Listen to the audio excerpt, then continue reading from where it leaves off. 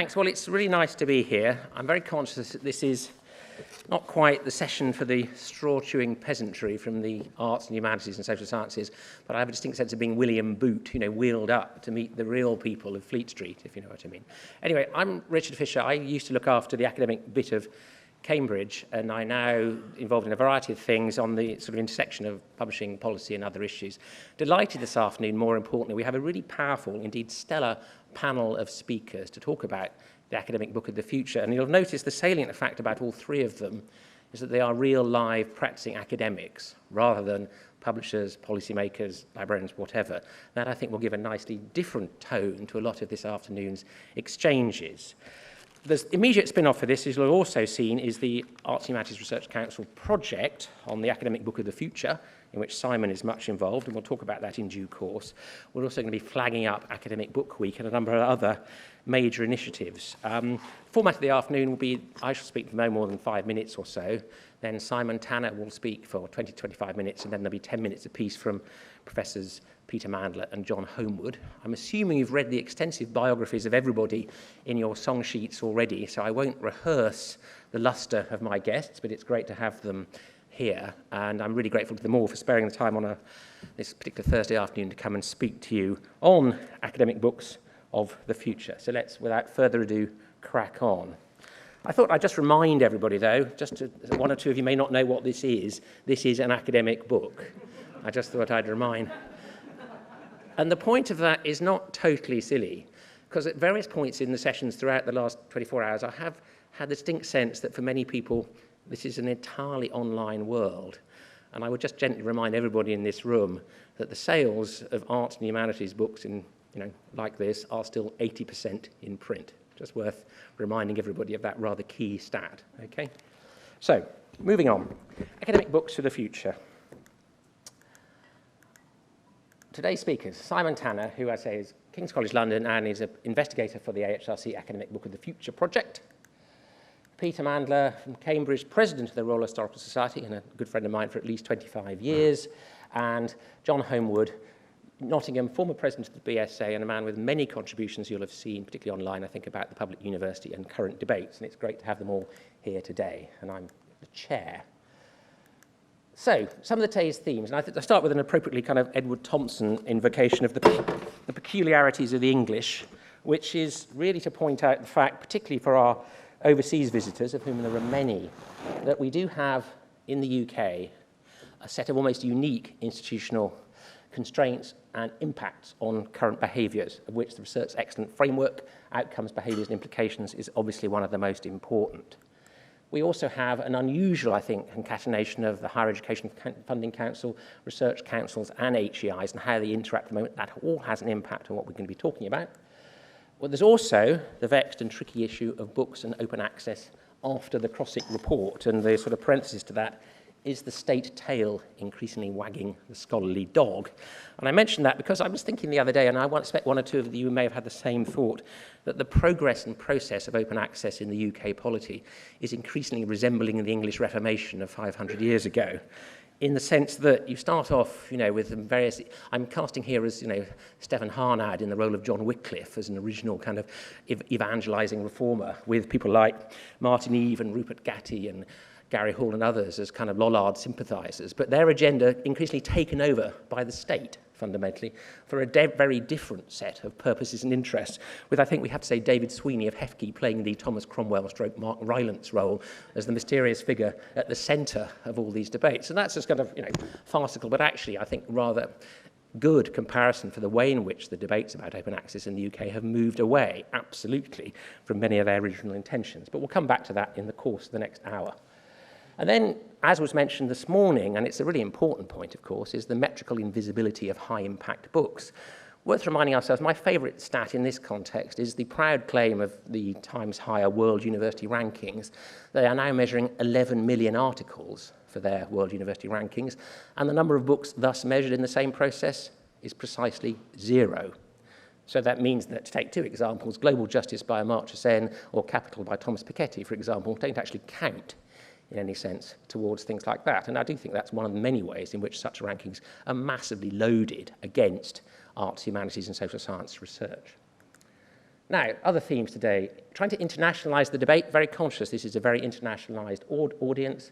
And my fundamental point is that despite all the experiment, all the argument, all the thinking about formats, how much has really changed in the last 15 years? How much has really changed in this world in the last 15 years? And why that is, thinking about the nature of long-form research, the impact, crucial impact of the doctoral thesis and the requirements that that imposes both on initial career researchers, but indeed shapes people's subsequent writings.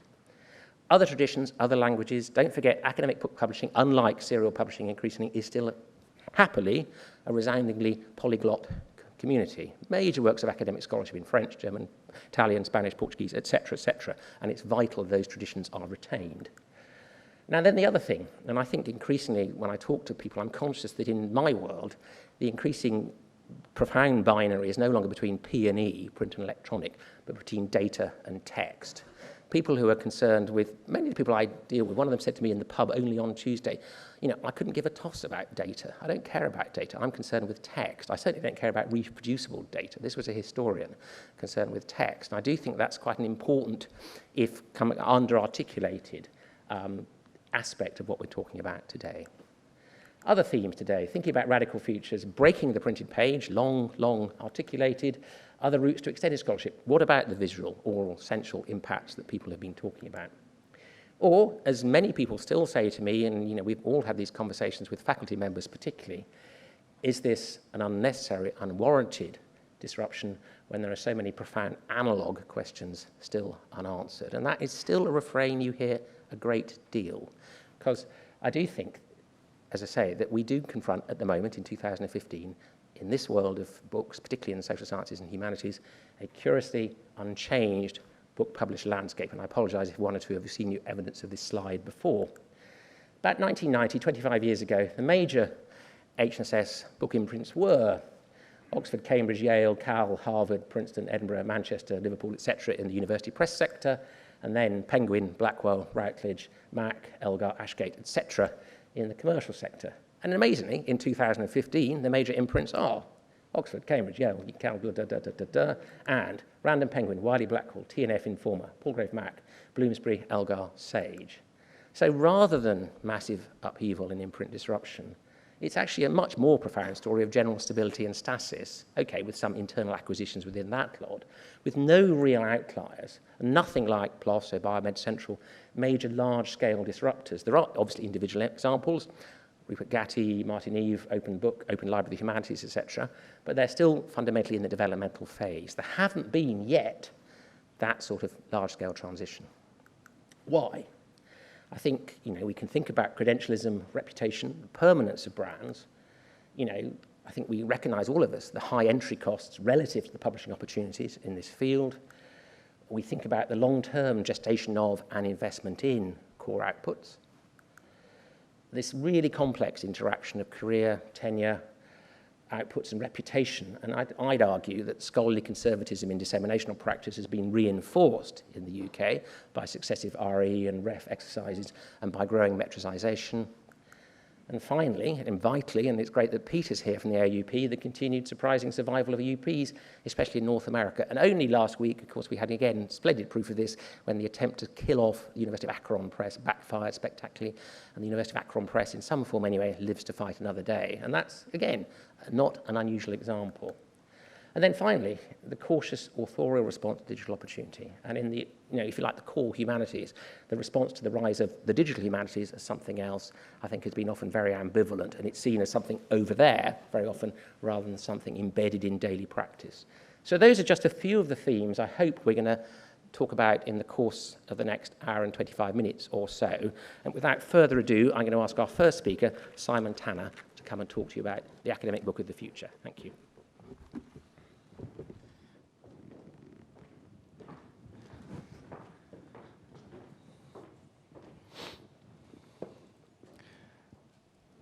Thanks very much, Richard. It should be noted I'm from the Department of Digital Humanities at King's College London, so I'm part of that wave that he was talking about in terms of digital humanities. But I'm also reminded, when you're reminding everyone this is an academic book, of a conversation I recently had at the British Library where the conversation had to sort of fall into an area of how are we going to describe a book? And we could all agree that a book of any description was a book, but a physical book was a book. This was the only way that we could sort of get our head around the idea that there was this thing called physical books in this sense.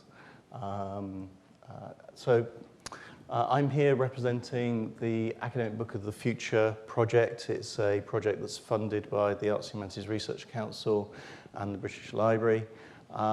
This presentation, which does have some early research data in it, is available on SlideShare right now, so you don't have to take incredible notes at any given speed, because I'll go at a rate. You'll be able to find it by looking at the hashtag ActBookFuture, or the Twitter feed for ActBookFuture, or my Twitter feed, or I know that some people have been retweeting it. Thank you very much for doing so. So it's there for you to have and keep and look at and work along with it.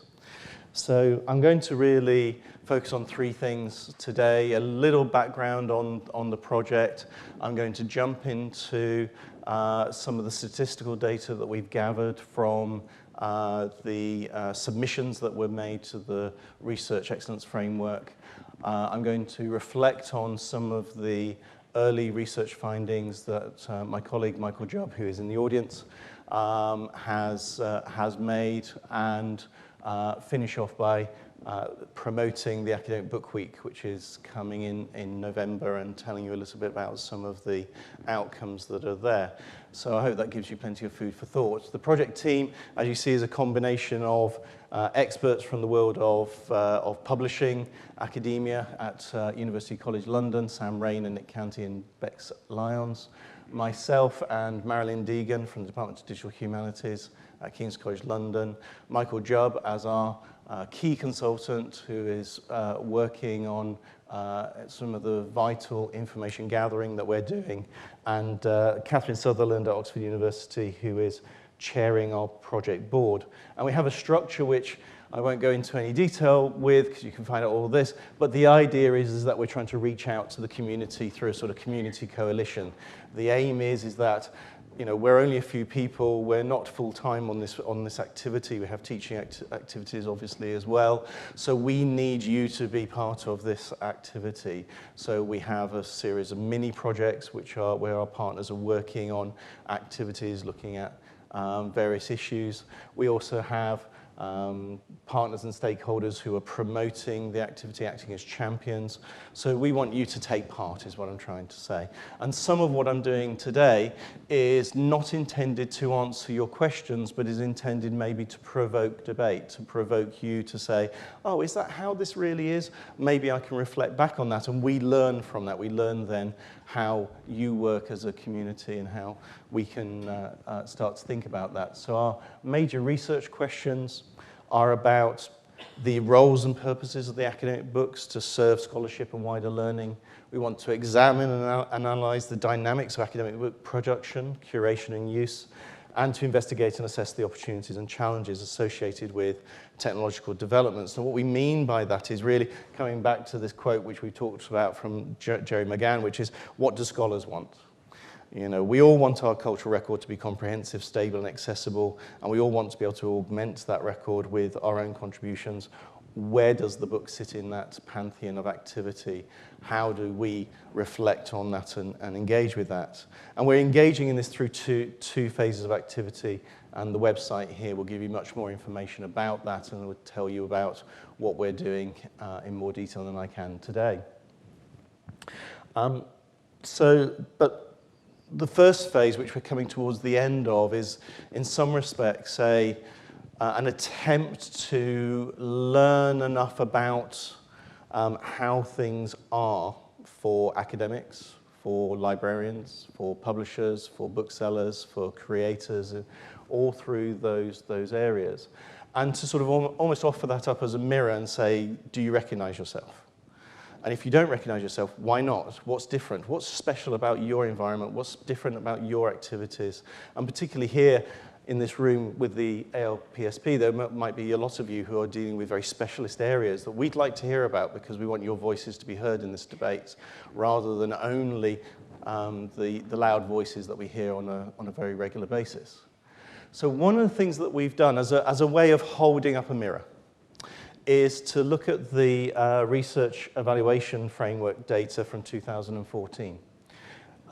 So Michael and I realized earlier this year that actually all of the submissions that were made are available to us as a data set that can be worked with. And the ref, for those who aren't au fait, is basically every 5 years, academics have to prove the value of their research by submitting research outputs. And those research outputs could be a variety of things. It could be an academic paper in a journal, it could be a book, it could be a data set, it could be a performance, it could be an exhibition, it could be a composition. All of these different types of outputs are acceptable. And those are recorded, they're measured, and that gives you part of the measure that's used for the ref. So what I thought about this was that the ref provides us with a rich data set where we learn about what academic books were created and deemed worthy of submission in that ref cycle of 2009 to 2014. I mean, at the very least, it gives us a list of people who were academics who wrote books in that period of time. At the best, it gives us a sense that their institutions or those academics thought these were the books that were most suitable for the ref process. This is not necessarily the same as saying that they were the best books, because, of course, that's a judgment that I can't make. But they may well have been thinking, these are our best outputs, these are our best books, these are the best things that we can submit. But we have to always say that with anything that's related around the ref, caveats abound, obviously, because there's a certain amount of games playing that goes on around that. But there's still interesting things that we can learn. So our focus with the Academic Book of the Future from the Arts Humanities Research Council, so we looked at the Arts Humanities the Arts Humanities panels. So sorts of things that we can find. We can identify who are the publishers of the book submissions. There are other possibilities that we can also find.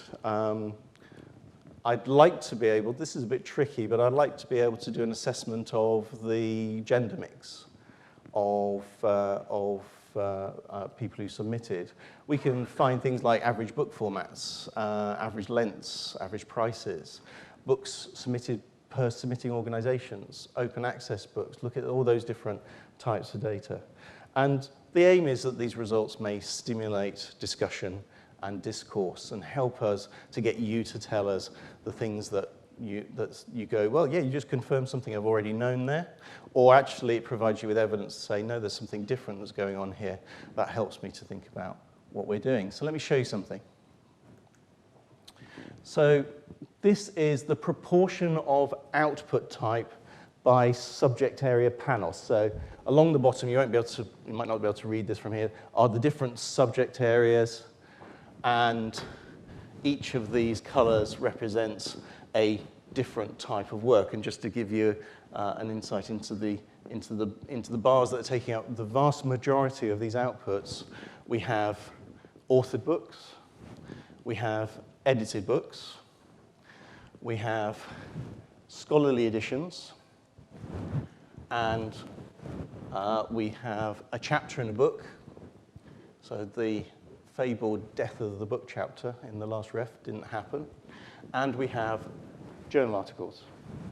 And so if you look at the subject areas, communication, cultural and media studies, library and information management, music, drama, dance, performing arts, art and design, history, practice and theory, theology and religious studies, philosophy, classics, history, English, modern language and linguistics, area studies, you can see the overall themes for that. What I'll do is I'll next show you those in a bit more detail so that you can actually see some of this data. So if you were to compare modern languages and linguistics with the English language and literature as in the center circle and history on the outside, then you would see that the sorts of traditional academic publications are very much to the fore. We see that about, for a subject such as history, about a quarter of all of the submissions were of a book nature in terms of authored books, edited books, scholarly editions. And for English language and literature, even more were of that nature, and there were obviously slightly more journal articles in the area of modern languages and linguistics. But all of the others, so things like conference contributions, performances, composition, designs, artifacts, etc., really squished, not very many of those in that environment. So you contrast that with a different type of comparisons. So let's take the middle circle, which is communication, cultural and media studies, library and information management. This is the section that my department was returned in. And you see that within that, it looks not that dissimilar to the previous slide in terms of the proportions of books, book chapters, and not very many scholarly editions, but some, and journal articles dominating. But also here we see things such as conference contributions, digital or visual media, research data sets and databases appearing at the margins at the top end. Where it gets incredibly different, obviously, is when we look at music, drama, dance, and performing arts, because we get that big splodge of red over there on that right-hand side, which is composition. And so one of the things that we'll have to do is maybe look at that subject area in a different way, because it may well be that those are books in anyone's estimation. They just haven't been put into the authored books section, because for them it makes sense for them to say it's a composition, this is what we do. Obviously that makes complete sense. And similarly with art and design, you see you see artifacts, you see exhibitions, you see digital or visual media popping up and taking up considerable amounts of those types of material. So I think, in a sense, what we can learn immediately from the different ways in which people have submitted is that we can very easily feel like academic publishing is one big amorphous, it's just these are the sorts of books that people publish. And then you see what people actually are submitting to the ref, and you see that in certain subject areas, they're submitting a very different profile of output than you would see across some of the more traditional subjects. So let me move on. All of this comes with the caveat that this is initial draft data, it's subject to change. I believe all these numbers are absolutely true, but you never know, I may have made there's always the possibility I've made a mistake. So, but let's just look at one of them. It's an awful lot of work to get this data out of it, because although all the academics submitted their books, quite a lot of them submitted with terrible bibliographic information. I mean, here you see that in the unit of assessment for history, there are 1,657 books. 213 of those were from Oxford University Press. I can tell you I found 25 different ways in which someone can write down Oxford University Press. This is ridiculous. What's wrong with OUP or Oxford University Press or Ox-Univ Press? Some really weird examples out there of that. And of course, you know, clearing up the data, making that all sensible and working is a bit of a challenge along the way. Books that came without ISBNs, so they were submitted and they didn't have an ISBN. Books with publishers, when we got down into the 171 publishers who had only one book submitted, there were some of those publishers that I looked at and went, I don't know who that publisher is. Nor did Google. They were that obscure a publisher. It was quite difficult to actually find that publisher along the way. So there's a real range here. So if we just look at that data, one of the things that I've done is in my analysis is I've said I'm going to look at authored books, I'm going to look at edited books, I'm going to look at scholarly editions. And the reason for focusing on those three categories of output type for the vast majority of the subject areas is that these were the submissions where someone had to send a physical book. There was or an electronic version of that book, an ebook or a physical book, which had, if you like, a cover, a front page, a back page. You know, it had a beginning and end. I haven't included book chapters because it would have just blown the amount of data so far out of kilter. And of course, a submission in a book chapter is not the same as saying that that author was submitting the whole of that book. They're submitting their contribution to it. So this is about whole books as far as we could do in this context. And so you see the range there of author books, edited books, and scholarly editions. I found for history that there were 295 unique publishers. And of those 295, the top 10 most used publishers covered about 930 books, or 56% of the content. This list here, which starts at Oxford and goes down to Reaction Books, these are the only publishers in this area who had more than 10 books that they published submitted to the ref. Everyone else had less than 10 books. You see that that's a pretty short list and reflects exactly what you were saying, Richard, in terms of Oxford University, Cambridge, Manchester, Ashington, Routledge. Those names keep coming up again and again. But what I can't judge is whether this is unexpected data to you. Is this just reflected something you already knew? Or is this actually, hey, I didn't realize that there would be 171 publishers who would own, you know, that range of, that longer tail, if you like, of publishers for a subject like history in this area. I don't know whether it is surprising to see that 46% of the books that were submitted were from a university press. But outside of the top 5 university presses, they're mostly non-UK university presses as well. So this is where I need your reflections and your inputs, and please comment on Twitter or come see me or come talk to me, because we need to understand this data. We're using it as a means of reflecting that to you so you can then respond to us in the project. So some brief reflections from and directions from Michael Jubb's research for the project. We got some reflections on sales, acquisitions, licensing.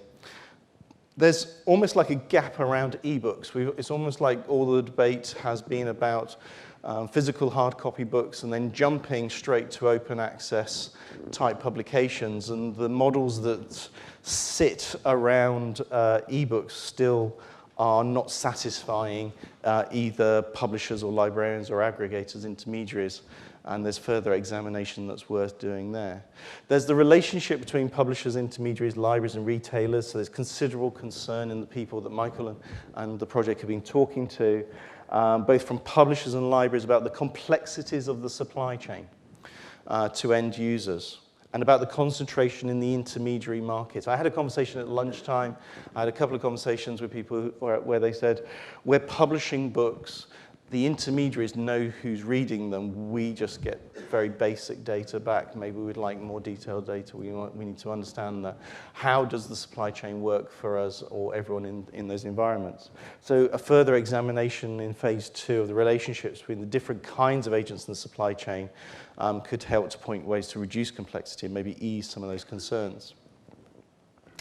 The role of the book in digital scholarly infrastructure. The aspect of we've been in this area, working in this field. I've certainly been working with these sorts of digital resources since the mid-90s, and yet we still haven't really grasped an effective and user-friendly way of integrating books into the wider ranges of educational resources and tools that are within the pantheon of the digital. I mean, one of my main criticisms of my own subject, the digital humanities, is that we are very innovative in the creation and mediation and the tools that we bring to bear with regard to digital humanities investigations, you know, being able to ask research questions that would have just not been feasible previously, but then we're incredibly traditional in the way that we teach it. And we don't do anything exciting in the teaching with those resources. It's the sage on the stage, just like any other teaching often is.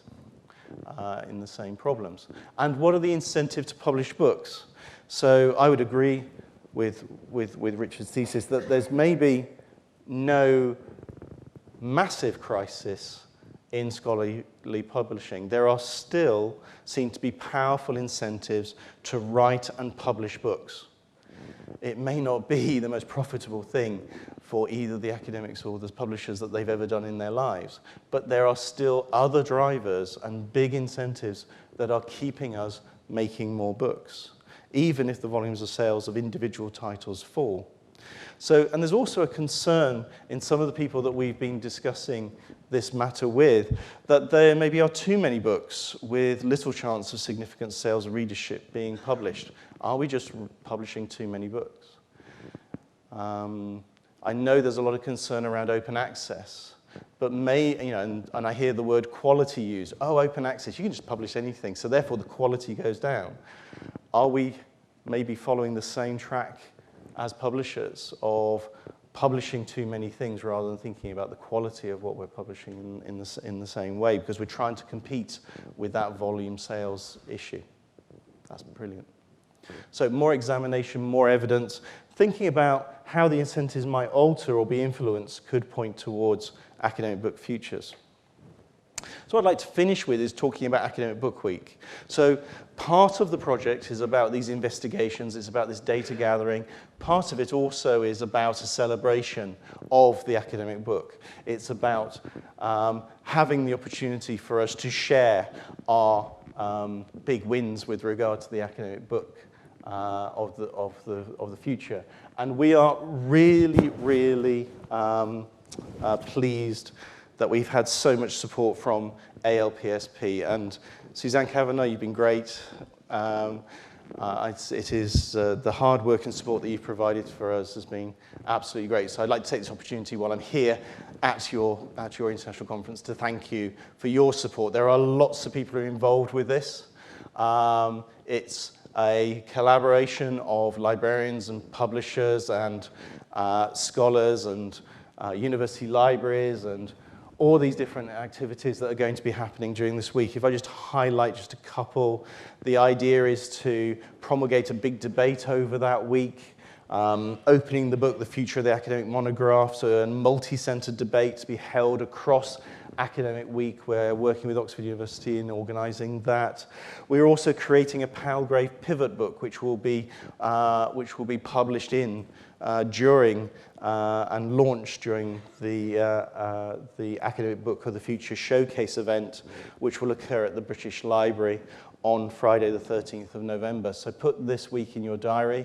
Come along, join in, let us know what you would like to do.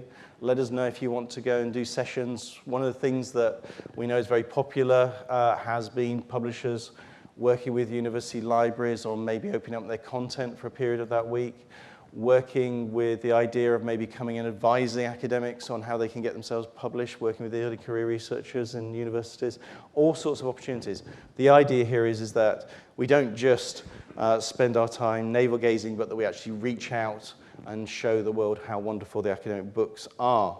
This is something that's funded from within the project and this year, but I think this could be one of the sustainable outcomes for the projects in future years if we can keep this Academic Book Week going, and with the support of all of you, I hope that that will be possible for us.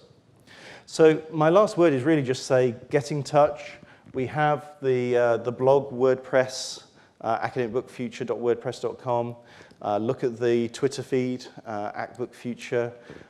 Check our Facebook page out. Get in touch with Sam, Bex, or myself. We'd like to hear from you. And thank you very much for listening.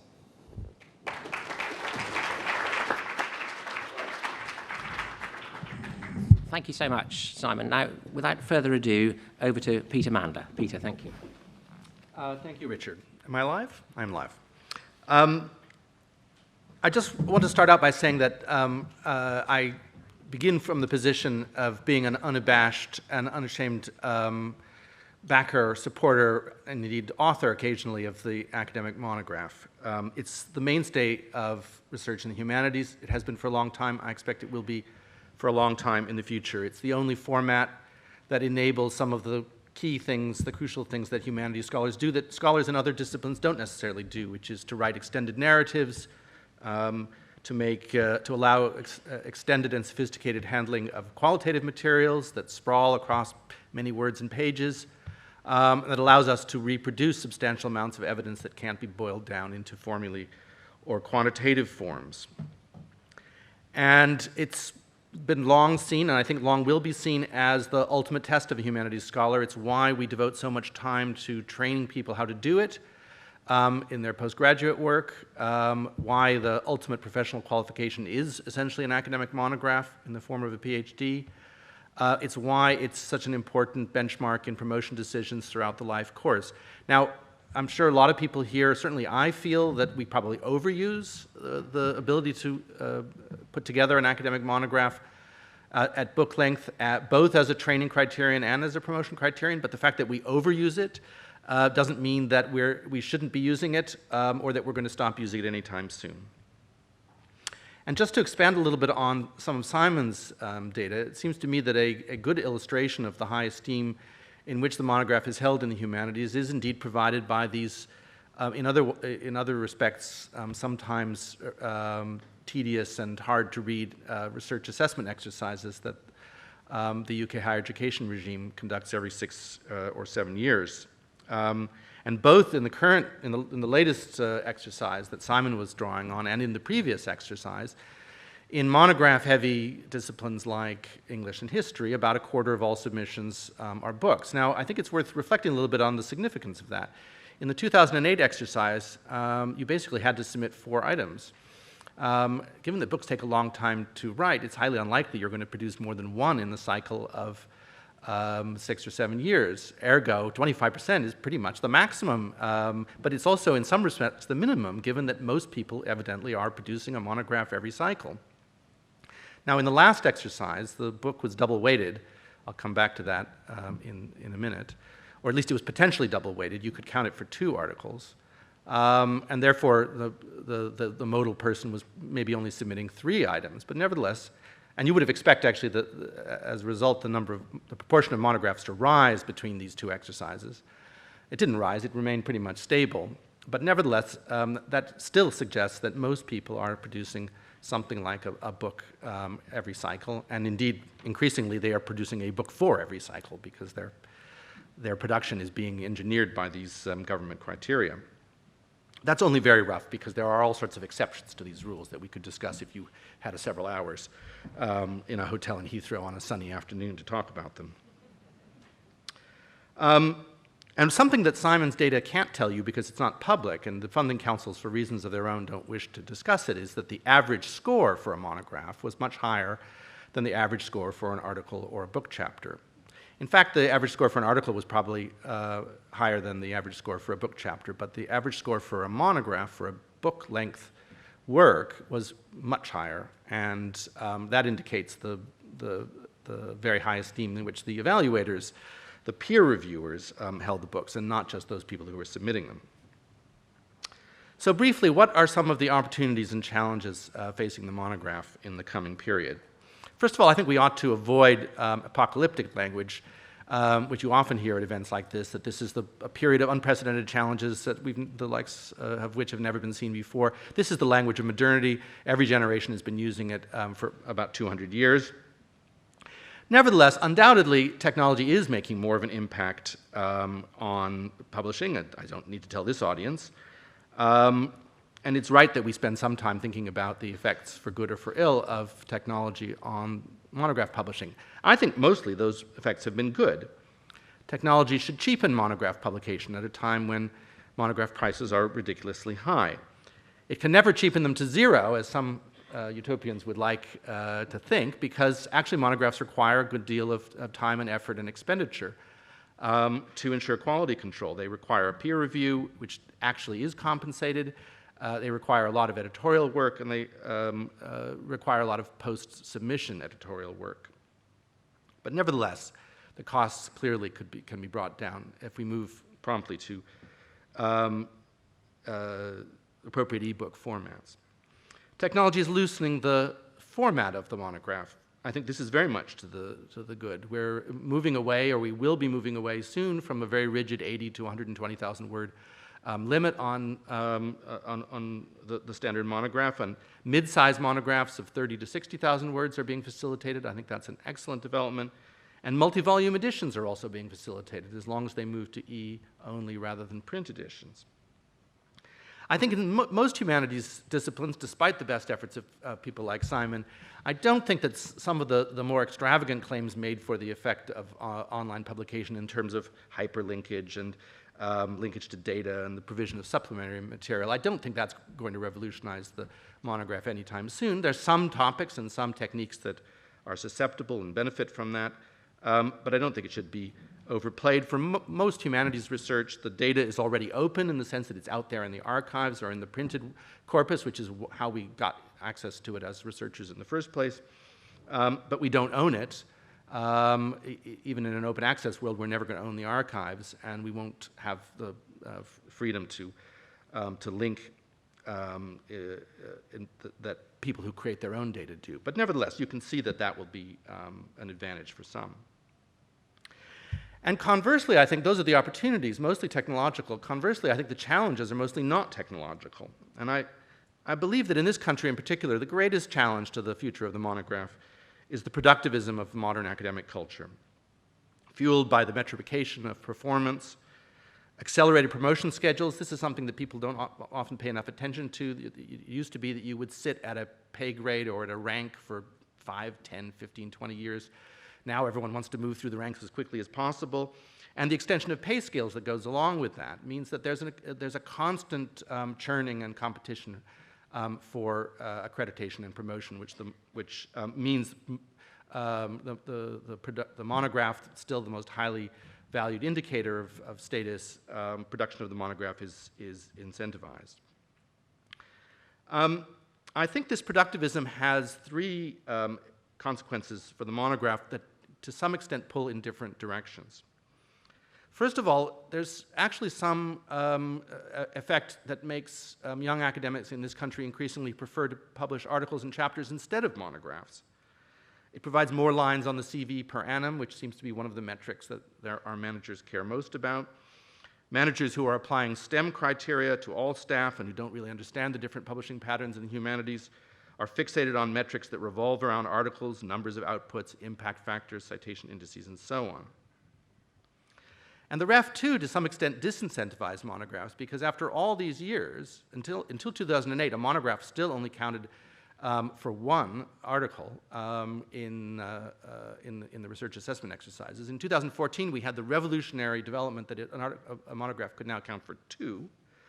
But a good monograph, as I've already indicated earlier, may take up the whole of a REF cycle of 6 or 7 years. 100,000 words, single-authored, very deeply referenced, very deeply researched. This is why one book per cycle, as your total output for that cycle, is a lot to ask and should be rewarded.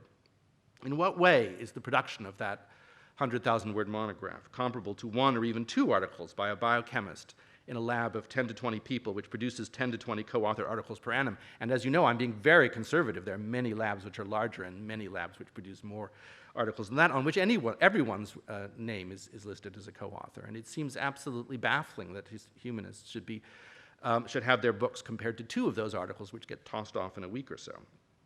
I'm pushing in the next REF for quadruple weighting. In other words, it ought to be enough to submit 1 monograph and nothing else, no long tail of articles that you've rattled off in order to fill the criterion of 3 or 4. And usually, when I say this in front of academic audiences, people giggle because they think quadruple weighting is a sort of step too far, and it's a big ask that we should be embarrassed to even suggest in public. But as I say, on the surface of it, the logic of double weighting should take us straight to quadruple weighting, where a monograph, as it so often is worth as much as, if not much more than, 4 times the research effort of a single multi-authored article. But more insidiously, even where the value of the monograph is acknowledged, there's a tendency to accelerate its production. And this is a countervailing effect. So far, what I've been talking about is the productivism that discourages monograph writing. But I think that there's also a different kind of productivism that encourages it monograph production at a greater speed with less care and with a necessary loss in quality. Less preparation, less peer review, less revision. This is partly a problem of productivism itself. You want that monograph to get your next promotion. You want that monograph to get your first job.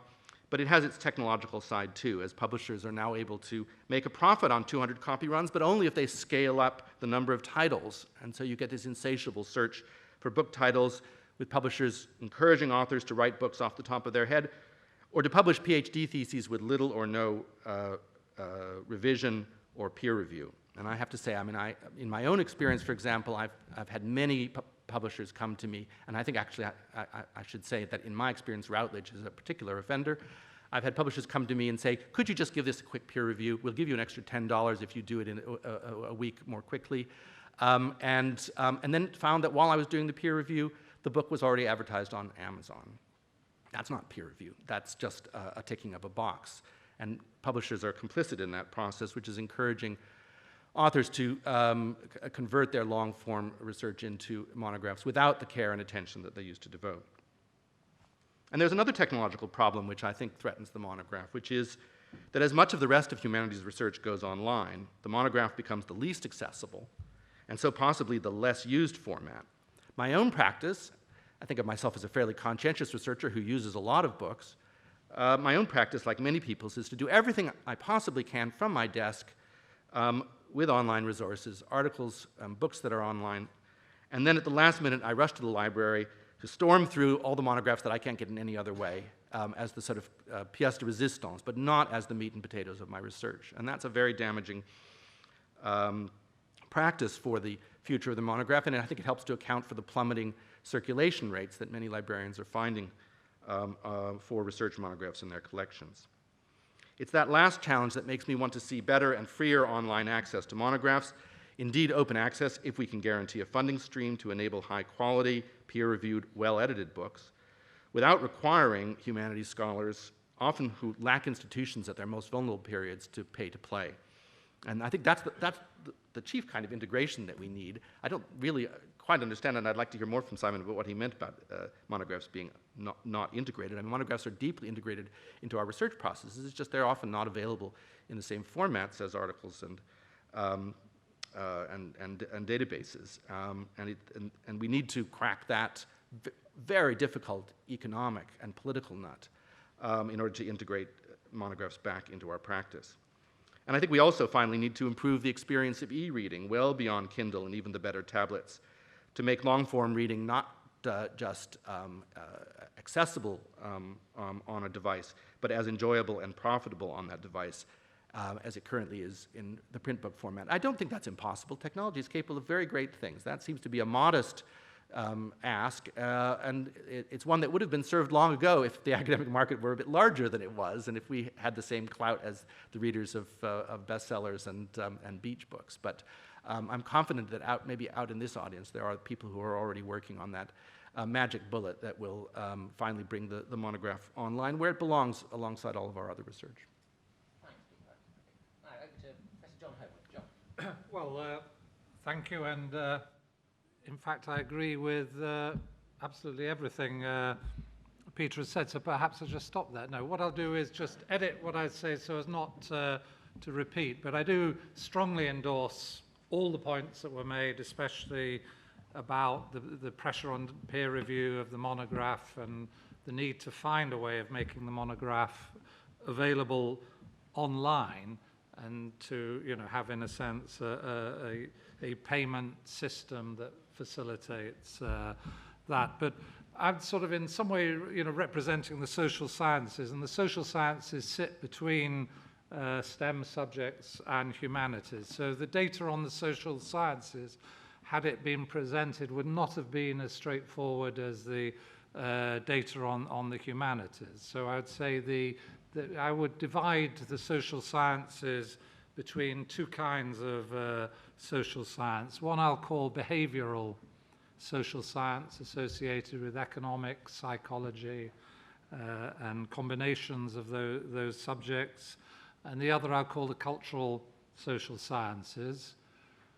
Some disciplines are divided across that, like one or other side of that division. Some disciplines are divided internally. But there are certainly subject groups within the social sciences which do not publish monographs at all and didn't really submit any to the research assessment exercise. Business studies, for example, I think it was 0.1% of output.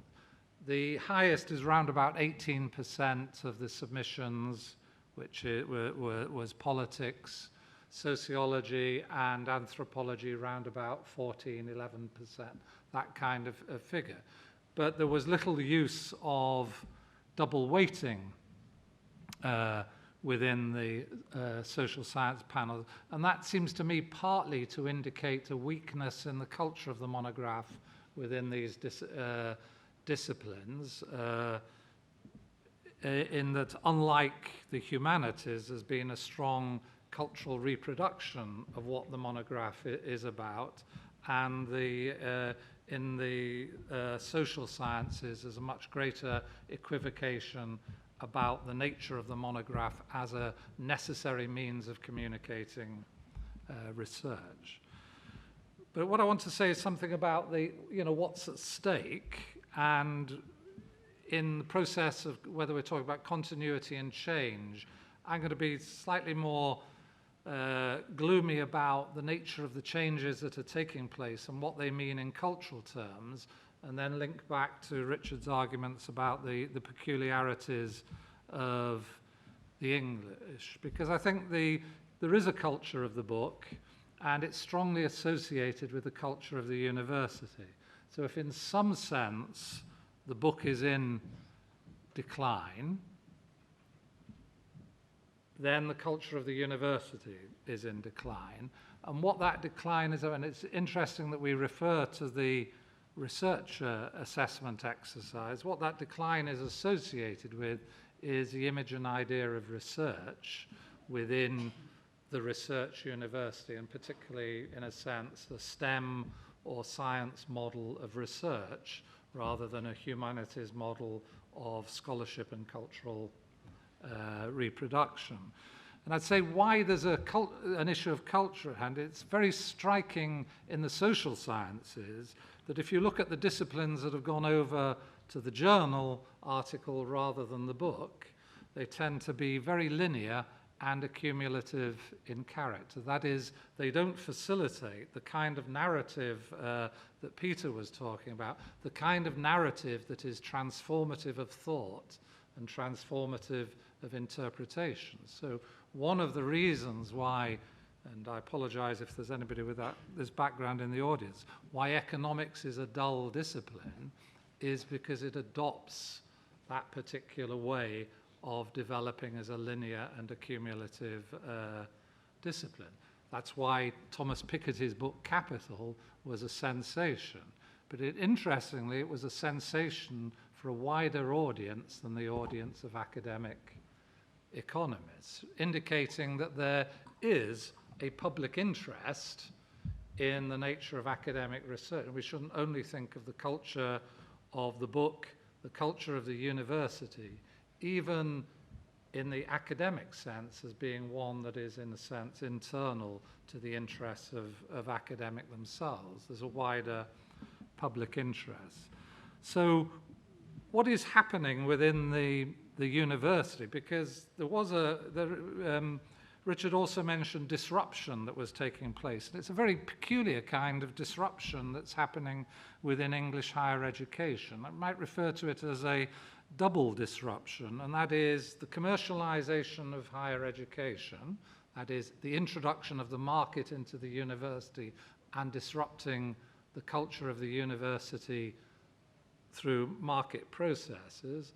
And then the other side of it is the creation, or apparent creation, of a commons in the area of publishing. That is the disruption of commercial models within publishers. So on the one hand, the government appears to be supporting the market in one area and doing its best to undermine established business practices in the other area. So one could say, well, how are they linked?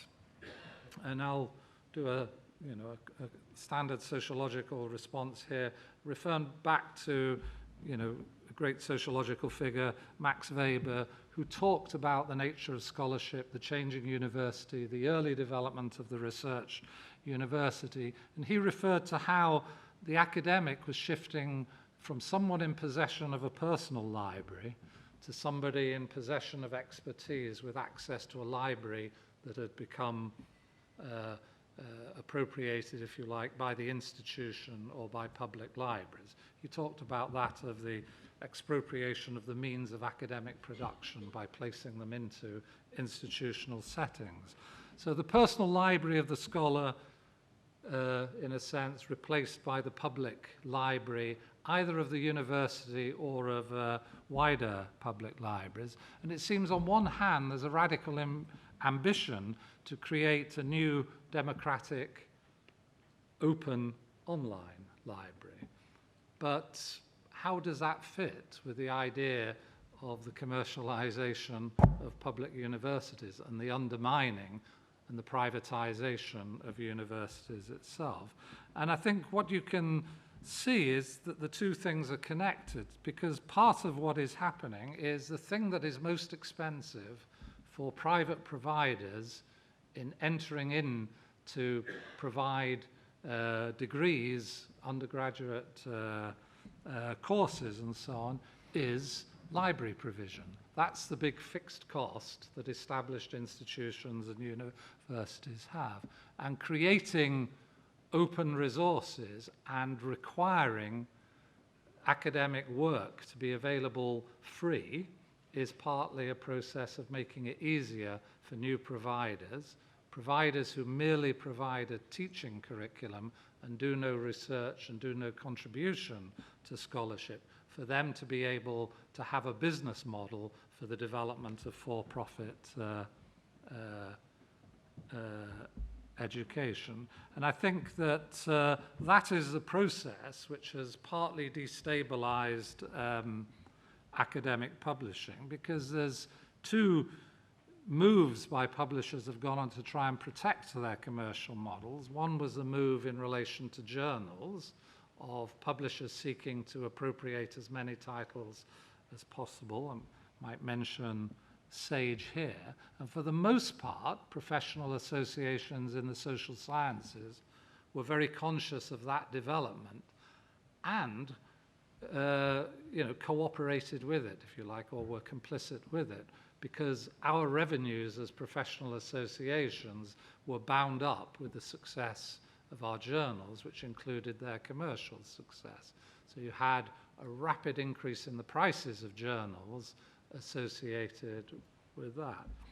And what I think is now happening is a similar move that is taking place in relation to monograph publishing, of the accumulation of titles by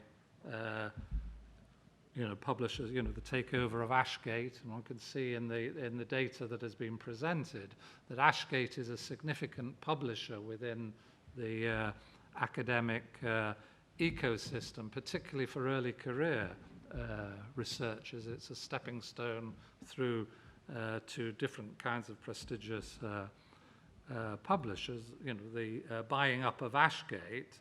And one could say that partly what is happening is the taking up of monographs again to start to disaggregate them, to provide them as available in part form, selling single chapters rather than the whole book and so on. And this seems to me the way in which publishing has sort of moved out of textbooks, but is moving in to a more radical approach to construct the curriculum by disrupting libraries, disrupting library purchases, and by actually incorporating books, journals within a curriculum format. And if people are familiar, Pearson is now offering to individual academics the opportunity to construct a personalized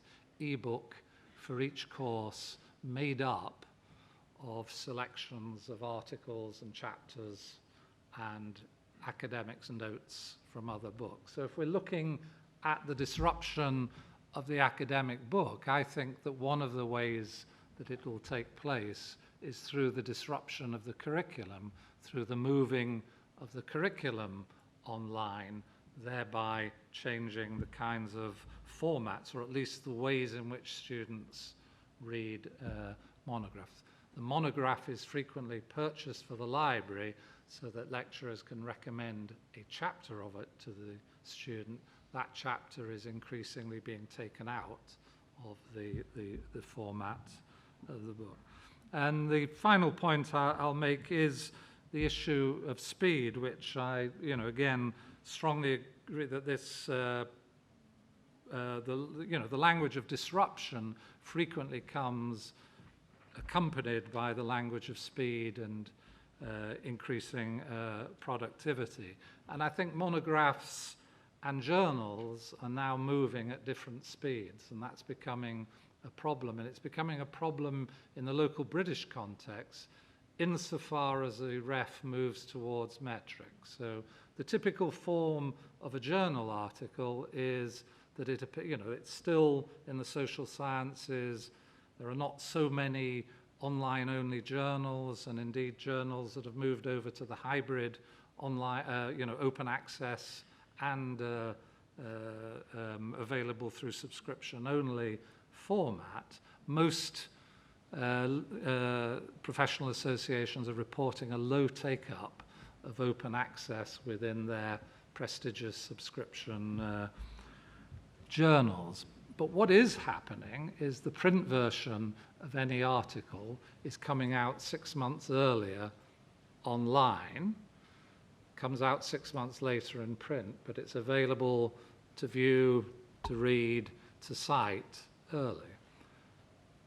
Monographs appear and very rarely come into review until 2 years after they've appeared. So the mechanism for promoting a book through scholarly comment is now much slower than the mechanism for the promotion of an article. And one of the things that you see is that article-based disciplines have citation patterns that show quite a short life of the article, quite a short life of an article compared to disciplines that have the book form, much longer life, not just for books, but also for articles. But if metricization emphasizes citation, then increasingly research managers within universities will be pressing towards the journal as a means of maximizing citation within a short period of time. So it really is important to solve the issue not speeding up to damage quality, but in a sense making online monographs available quickly online, and also in a sense building, preferably in my view, a platform for online review of monographs, because essentially book reviews in academic book reviews in print journals have collapsed. Thank you. Thanks very much indeed to all three speakers. I'm sure there's masses of food for slightly different sort of thought to the normal ones you have at ALPS meetings, I'm sure, and I'm very grateful to all three of them. So without further ado, over to the floor. There are microphones around. As ever, please say who you are and what you do. So questions or comments. And I'm sure the panellists will have comments of each other as well, but let's kick open with the floor first of all. And please don't be shy, because there's lots of really important issues arising.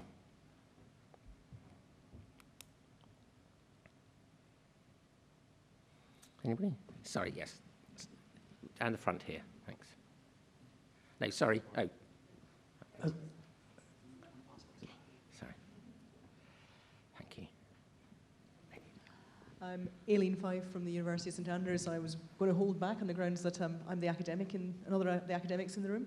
But I wanted to raise the question of the role of books in other disciplines, because obviously as a historian I value monographs in all sorts of ways. I was interested in hearing about the differences in social sciences. But I'm currently writing a piece about the role of books in science publication, historically, I have to say. I mean, are we so sure that books aren't part of other academic disciplines anymore? Is it one of those assumptions that we figure that's how it is? I mean, I'm looking at Simon here, really. But it would be interesting certainly to me, to know what role books do still have in the other disciplines, apart from the obvious ones in humanities. I mean, in terms of the data set that I'm dealing with, I'm just focusing on the arts and humanities area, and so I haven't looked extensively at the other fields. There's definitely a sense in which, in some sectors, the book has almost disappeared. Some subject areas, informatics, for instance, is kind of very much disappeared in many ways as something you would submit to the ref. And you can see this in some other science areas similarly. But it still seems to be a very important, I mean, it seems to be an almost essential part of the incentives that are driving writing in arts and humanities. That's all I can really say as far as that's concerned. What we're very interested in is the crossover book. And that's where you start to see, if you're in terms of science writing, for instance, where there seems to be a stronger, what's the word I would look for, trend maybe, in scientists publishing in journal form for their internal academic peer group, and writing in book form for that peer group and a wider audience as well. I think just then I'll bring in Stephen in a sec, just to say, I think on that it's always worth remembering that the largest academic book publishers in the world are the science publishers. I mean, Springer published far more academic books than any of the companies cited there. It's just the nature of that book publication is different. And of course, the model is much closer to a journal model. The whole way the thing is package subscribed, the online assumptions within. And there are a whole series of other debates we might follow up another time around that. But I think you're right, it's too easily assumed that it has no place, whereas of course, in fact, there's a vast amount of science book, in that sense, publication. Thanks, and we'll come back to that. Stephen, next question. Stephen Lustig from Eurospan. We market, sell and distribute print books for about 150 publishers, mostly American, all over the world. And I can answer the previous questioner that we recently did analysis of our first 6 months sales compared to the first 6 months of 2014. And in fact, the print sales of our STM titles, and we carry 150,000 books covering all academic and professional disciplines, and our print sales of STM are surpassing in rate of growth the humanities and social science titles, and this is in print. We've been waiting for the last few years for the impact of ebooks to make a significant dent on our business, and frankly, the big impression that we're waiting for has not happened, and our unit sales of print are going up year on year.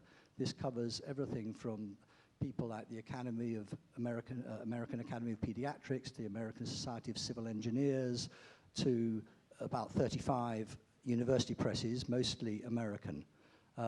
This covers the whole world. I can't give you analysis of how that differs, but I do know, what I can say is that across all disciplines, our sales in Asia Pacific are in print books, I keep on stressing that, are going up at a significantly faster rate than in Europe. Middle East is also a growth area. So we're putting more and more resources into promoting and marketing in Asia Pacific. So I think those are interesting statistics. We haven't had significant pressure on us from our client publishers to sell ebooks, even though a lot of them have ebooks, although we are going to be starting to promote and market ebooks and subscription databases. But our core work of print book marketing, sales and distribution seems at the moment not to be under any threat. Quick response from... Can I ask you a question? Because I just want to know a bit more about your business model.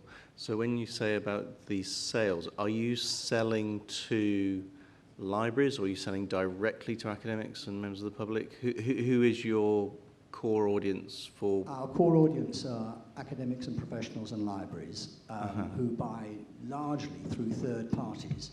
So one of our frustrations is that we know who the resellers of our books are geographically, but we don't know who they're reselling to. Because most libraries buy through a library supplier or retailer of some description, and of course a lot of individuals buy through Amazon and other online retailers and terrestrial booksellers. So our sales, for instance, are very skewed in favour of the UK, but as we all know, a tremendous number of books sold to the likes of Blackwell and Bertram's and Gardner's, big exporters of books, and those books then go all over the world. Thanks, Steve. Thank you. Next question. Anybody else want to? Because otherwise I'm going to ask if anybody else wants to say anything. Yes, at the back, thanks. Yeah. Lisa Hinchliff, librarian at the University of Illinois Urbana-Champaign. Excuse me. I'm wondering if any of you were here for the keynote yesterday when we heard about Google Scholar sort of not including books. Not so much for you to comment on, you know, whether Google Scholar should or shouldn't, but the potential you see if we suddenly saw wide-scale indexing of academic content in the monographic area and what that might do to the kinds of issues that you're discussing. I wasn't here yesterday, so and I'd like to hear more because I'm actually I'm very interested in that. I mean, I think books are not. I mean, monographs are not as invisible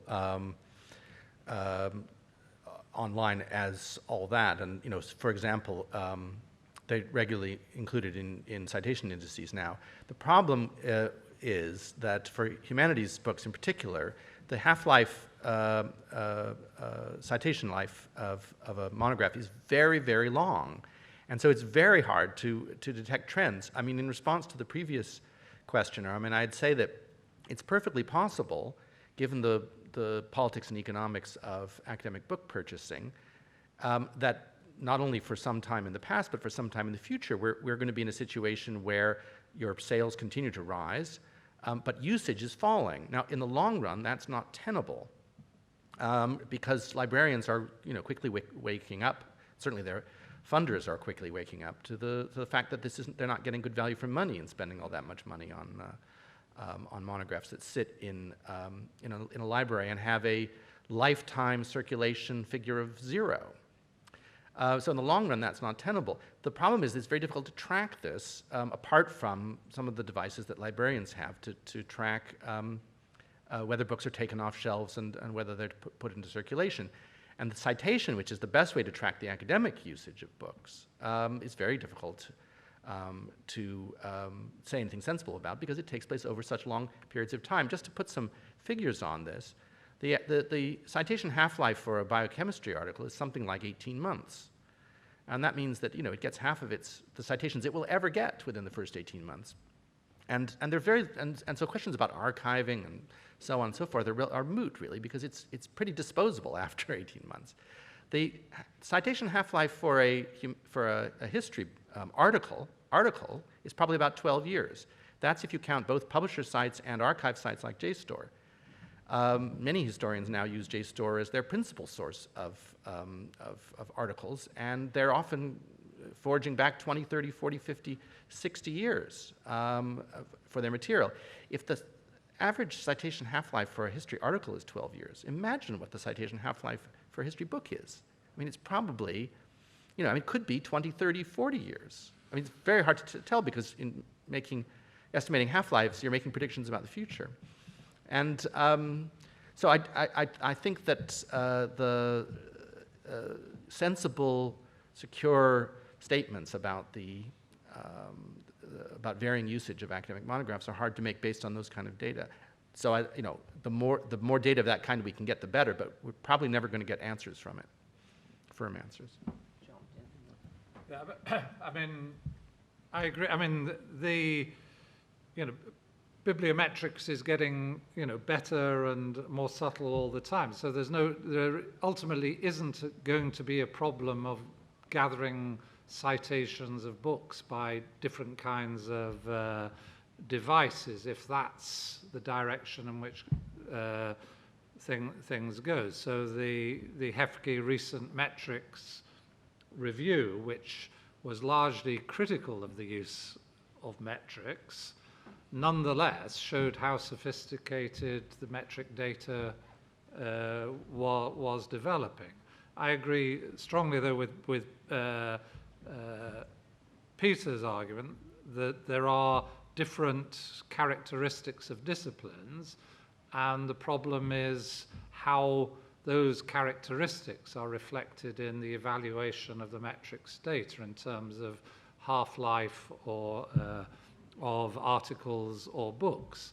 I think it's quite straightforward in disciplinary areas which, if you like, fall on one side or another of a STEM humanities distinction to be able to come up with sophisticated metrics. The problem is disciplines that are internally divided by different ways of conducting academic debates. Then I think what metricization will tend to do is homogenize the character of what is valued within academic culture. So I think what print facilitates is a plurality of forms and sub-areas. So, for example, just simply in the area of journals, because of the limitation of print, in order to publish more articles, and I read somewhere some data that for every additional 32 academics, a new journal is born under the print regime.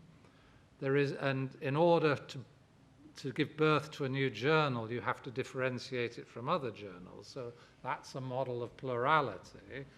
In principle, online, you only need one platform in each of your disciplinary areas. So my worry is that we shift from print multiculture to online monoculture, and it's really quite different from the way in which people present open access and open resources as allowing, 1,000 flowers to bloom, that actually the garden is getting quite restricted in its coloration. Sorry. Yeah. I was interested in asking the question with regard to who was buying your books, and it was helpful in some ways to have confirmation that the again, this complexity of the value chain is difficult, therefore, for everyone to understand what everyone's getting out of this. If you look at it from the library end of things, we see a number of things were being expressed back to us by libraries. So libraries tend to be pushing the ebook buttons wherever they can, where it's textbooks or books that are going to be used very heavily within particular teaching programs, because they don't want the space. The students want the books where they are rather than in the library. And so, in a sense, some of the ebook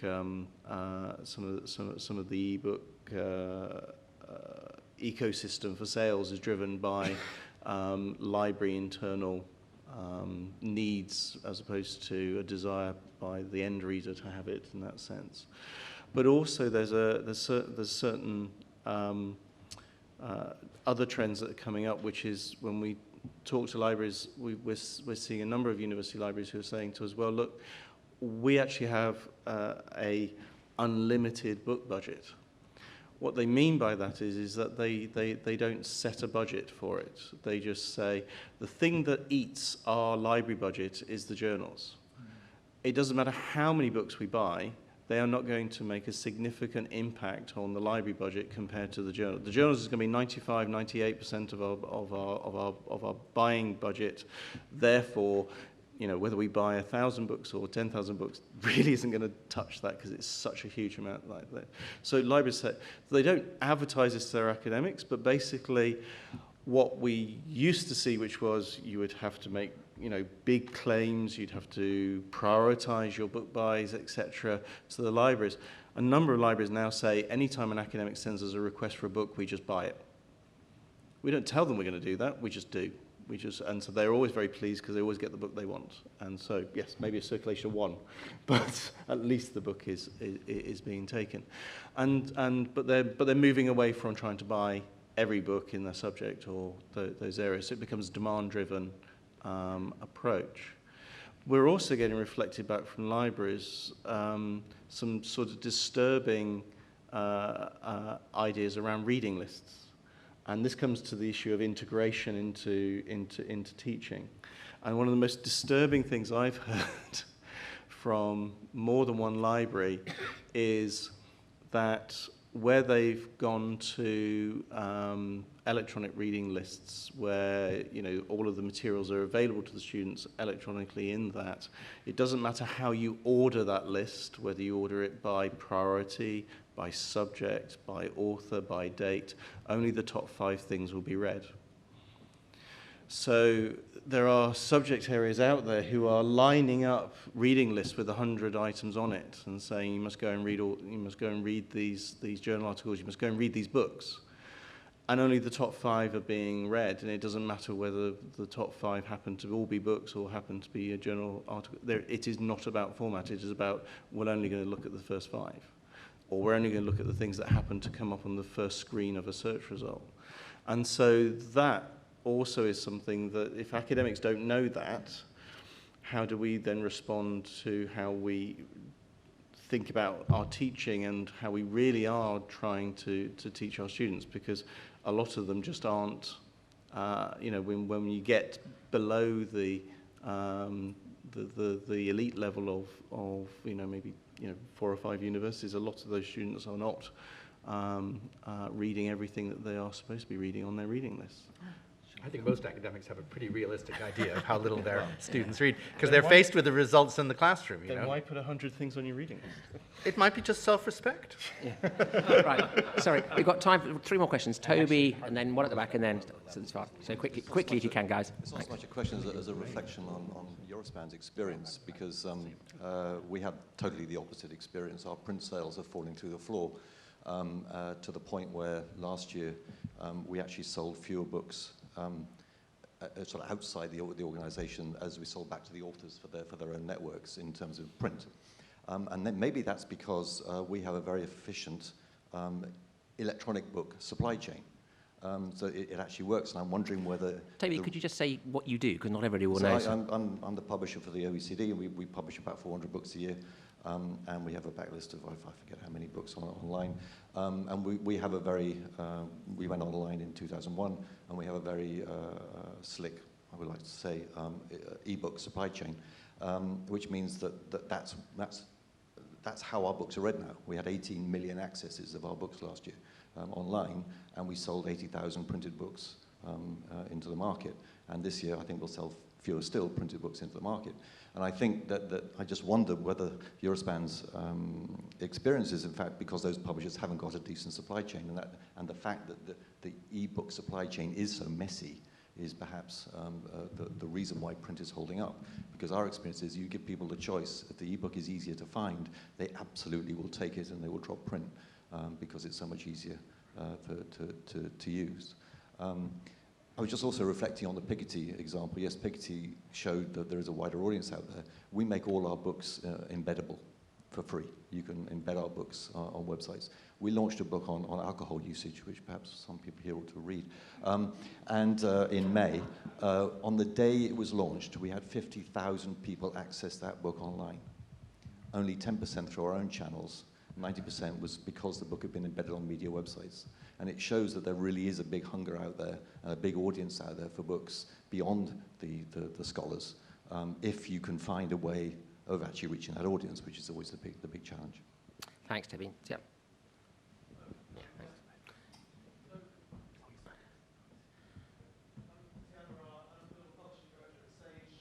I'm just very intrigued by Peter Mandler's disclosure of that unpublic fact, but I'd love to know how we can use and substantiate it, that the books submitted in the ref were on average scored far higher than articles. I think it's very important to know if that's the case, how to make use of it in different contexts. So are we doomed to relegating it to an anecdote from Peter Mandler? I have some sympathy for the funding councils because they maintain correctly that all formats are equally valid for submission to the ref, and it is true that it's just, you can get a 4 for a chapter in an edited volume, and you can get a 1 for a monograph. And the funding councils are very keen not to send out any signals that would dissuade authors from publishing in particular formats or encourage them to publish in particular formats, because they don't want to be seen to be engineering academic output. And so, as I say, I have some sympathy for their reticence on this matter, but it's a matter of common knowledge and common sense. Anyone who peer reviews a large amount of academic output in the humanities knows that the monographs score higher than the articles. I would, and the articles score higher than the chapters. I would dearly love to find some way for that, for the hard evidence behind that to be released. But as I say, I can understand why the funding councils who want to remain totally neutral in the publishing environment, why they're reluctant to do so. I don't know whether you have any ideas how they might get out of that fix. Their activities are engineering outputs in one country, Yeah. there's no neutral stance. Yeah, but I mean, I think this is a becoming reticence on their part, and I don't blame them for maintaining it. But of course, every panel knows exactly what the average score is for the different types of output, and the scores are then destroyed, and the averages are probably retained somewhere in a HEFCE record, and they probably will remain, undisclosed for all eternity. Thanks. John, do you want to? Well, they are implicitly in the metric analysis that that was done on behalf of HEFCE, the appendix where they went through different kinds of indices. They essentially looked at all the 4-star publications. So it's potentially possible to reconstruct what kind of output was a 4-star publication as a consequence of the different metrics that they were able to use against. I don't think that's true. I think I tried to do that. I mean, you can do that with impact. You can work out what the score for individual case studies was often, just by reanalyzing the data. But I think they've disguised it so that you can't do output type. But I may be wrong, and it may be worth having a go. I mean, my slight worry about the data around it is the 2014 ref was unusual, not simply around the double weighting, but also there was much greater selectivity, and it's quite likely that people were selected out, were disproportionately people without a book, not because books were valued more, but because people, it would have been easier to get 4 items through 4 journal articles or 4 edited chapters than a monograph plus 3. So people with a monograph were more likely to be in the group with the portfolio of items necessary for inclusion. If I can maybe add more anecdotes, I'm afraid, proof is an issue here, obviously. But we were worried, obviously, in the Department of Digital Humanities that we were submitting digital humanities resources. We were submitting data sets. We were concerned that they would not be treated equally to books or journal articles.